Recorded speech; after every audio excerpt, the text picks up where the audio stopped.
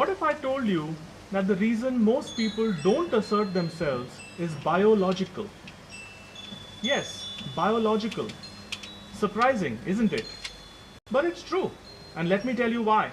At the back of our brains, here, is the limbic system, something that we have all inherited from our animal ancestors. When faced with life-threatening situations, our limbic system issues instructions to pump out adrenaline, which does two things. It increases alertness, concentration, and speeds up our response time. And it triggers two instinctive responses to fight or flight. Now, we may not face life-threatening situations like our ancestors did, but in modern times, threat translates to an unequal power situation that we might find ourselves in.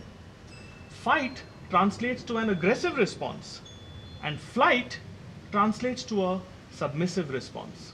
So, as soon as we are put into an uncertain, risky, turbulent situation, our limbic system kicks in and we immediately go into a survival mode of fight, aggression, or flight, submission. Assertion, on the other hand, comes from a totally different part of the human brain. It comes from the front. It's called the neocortex.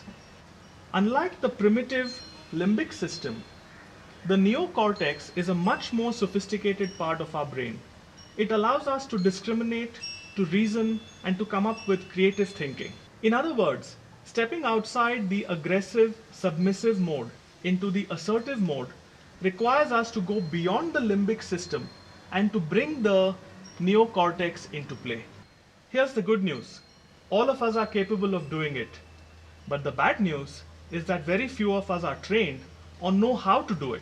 And that's why when you read the newspapers, watch the news on television, pay attention to your colleagues in the workplace, or even notice children in the playground, you will see plenty of examples of people swinging wildly between aggressive and submissive behaviors, and you will see very few examples of reasonable, well-considered, assertive behaviors. So think of Srishant, our Indian fast bowler, and his recent interaction with South African cricketer Andre Nel.